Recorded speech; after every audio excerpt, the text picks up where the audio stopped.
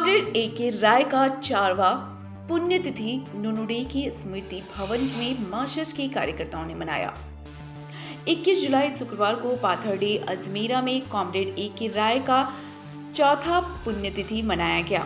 वहीं comrade A K. राय का स्मृति भवन नुनुडी में मार्क्सिस्ट के कार्यकर्ताओं ने पुण्यतिथि मनाते हुए सुबह 10 बजे से महारक्तदान शिविर का आयोजन किया। इस शुभ कार्य में सम्मिलित होकर रक्तदाता पुण्य के भागी बने। Comrade A K. राय गरीबों के मसीहा माने जाते थे। वह हमेशा गरीबों दलितों का आवाज बनकर हमेशा लड़ते रहते थे। इसी के चलते धनबाद के लोगों ने उन्हें 3 बार सांसद और 3 बार विधायक भी बनाया। प्यार से लोगों ने उसे दादा कहते थे।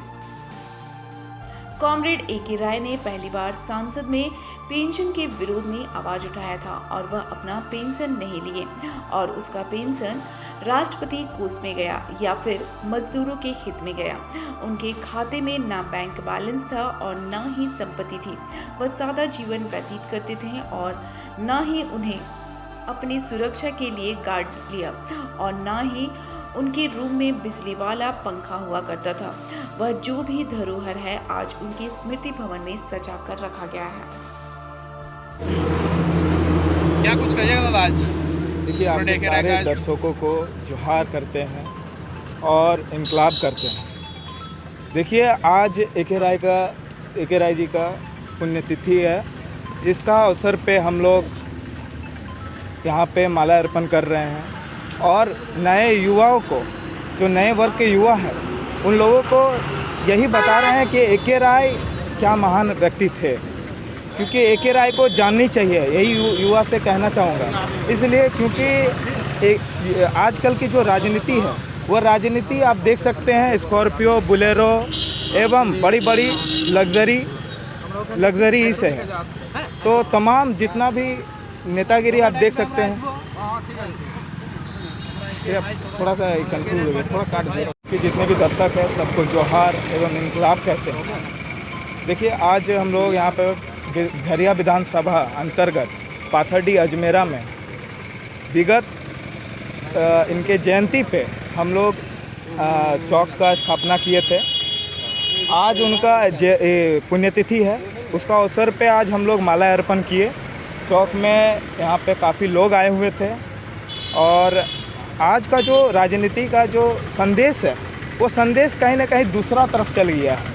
इसलिए मैं कहना चाहूँगा दूसरा तरफ चल गया है, क्योंकि आप देखिएगा आजकल का राजनीति बड़ा बड़ा गाड़ी होना चाहिए, पैसा होना चाहिए, बड़ा लग्जरी सब चीज़ सिस्टम होना चाहिए। लेकिन ए.के. राय जी ने वो सिखाया कि केवल गाड़ी घोड़ा ये सब नहीं, मन में इच्छा होना चाहिए जनता के लिए काम करने के लिए, एक ईमानदार होना चाहिए राजनीति में।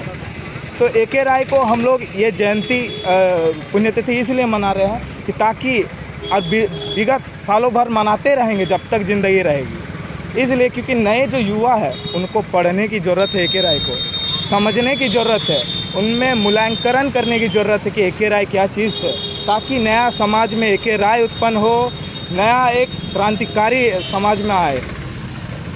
ए.के. राय को आप किस तरह को देखते हो दादा?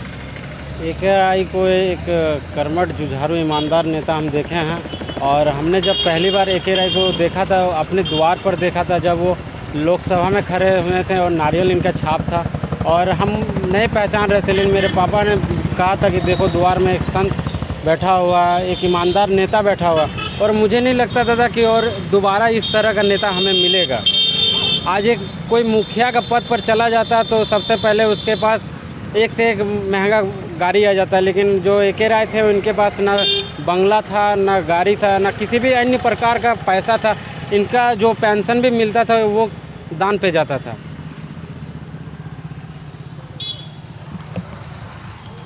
आज आप लोग ए.के. राय का पुण्यतिथि मना रहे हो, क्या कहोगे नई पीढ़ी युवकों को?